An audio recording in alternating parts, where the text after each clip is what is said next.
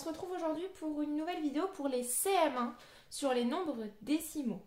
On va passer de l'écriture fractionnaire, donc des fractions décimales de la leçon de la dernière fois, aux nombres décimaux qui sont donc les nombres à virgule.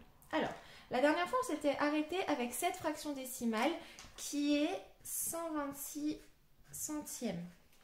Nous avions vu que 126 centièmes c'était égal à une unité entière, donc 1, plus 2 dixièmes, puisque 2 barres de 10, enfin sur les 10 présentes dans l'unité, donc 2 dixièmes, plus 6 centièmes, donc 6, on va dire 6 petits carrés des 100 carrés qui sont dans l'unité.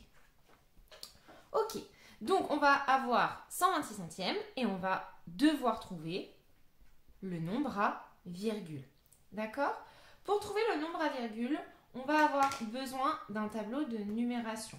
Dans ce tableau de numération, nous connaissons déjà la partie dite entière. Ce sont les nombres que l'on connaît qui vont de 1 à l'infini. D'accord? Donc, moi, j'ai utilisé que les unités simples, mais bien sûr, ici, vous avez à gauche, vous avez les millions et les milliards. D'accord? On a l'unité, la dizaine, la centaine. Jusque-là, ça, vous connaissez. Donc maintenant, on va s'intéresser à la partie qui est à droite des unités. Alors, une unité, 2 unités, 3 unités. À partir de 9, on va passer à une dizaine. D'accord? 10 unités, c'est une dizaine. Pour remplir cette partie dite décimale,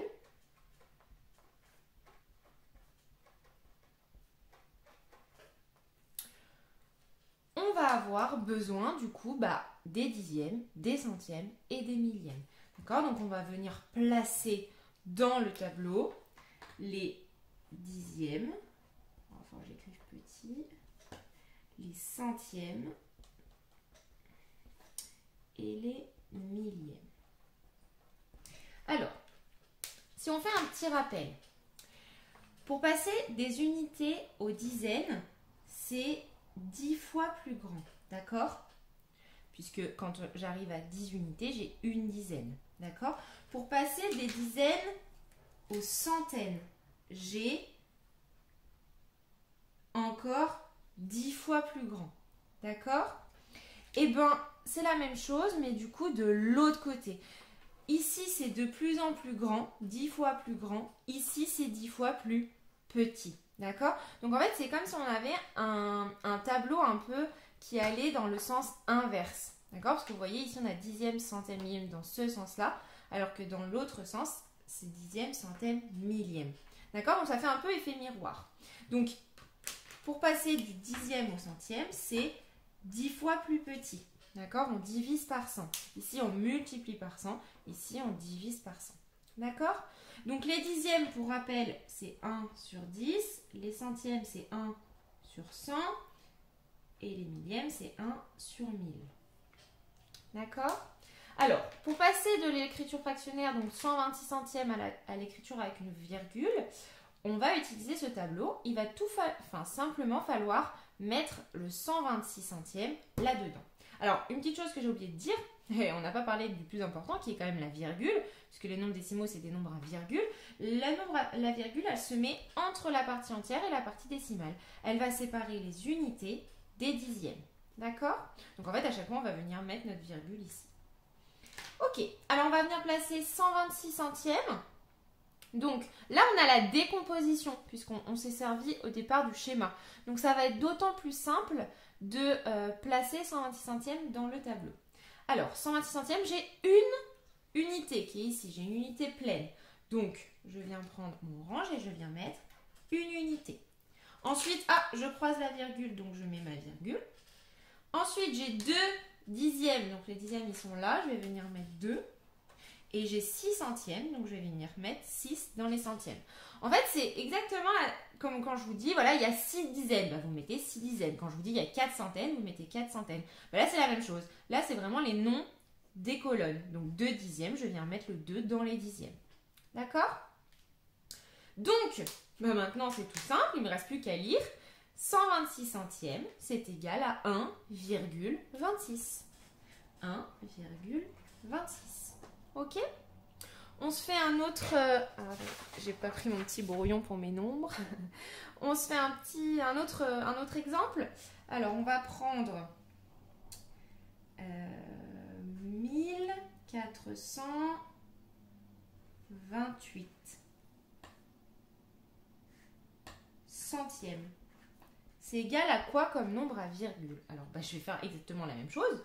Ah oui, mais là, mes maîtresses, on n'a plus la décomposition. Effectivement.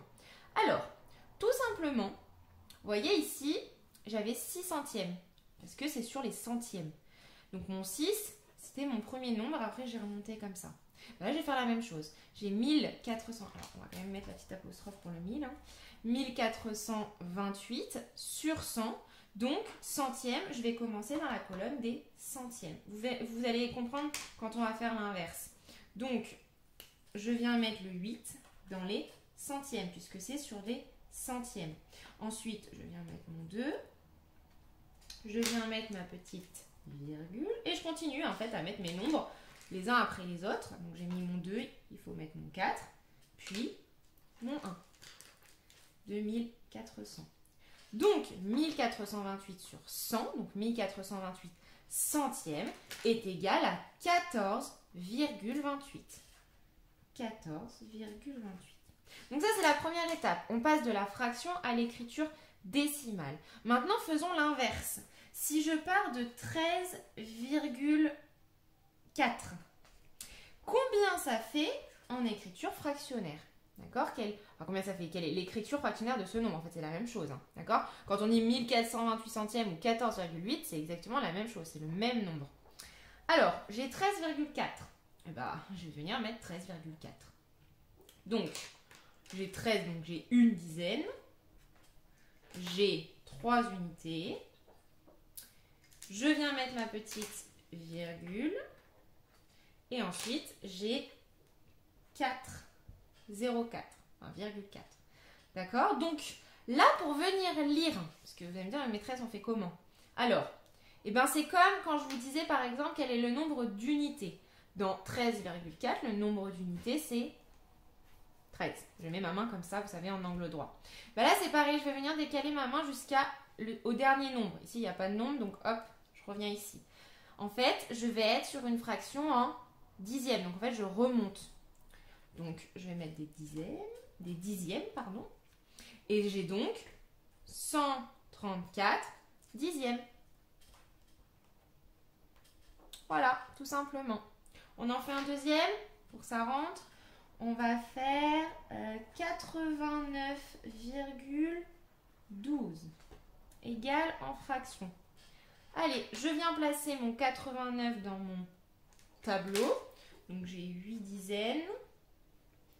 J'ai 9 unités. Je viens mettre ma virgule. Ensuite, hop, j'ai 1 et j'ai 2.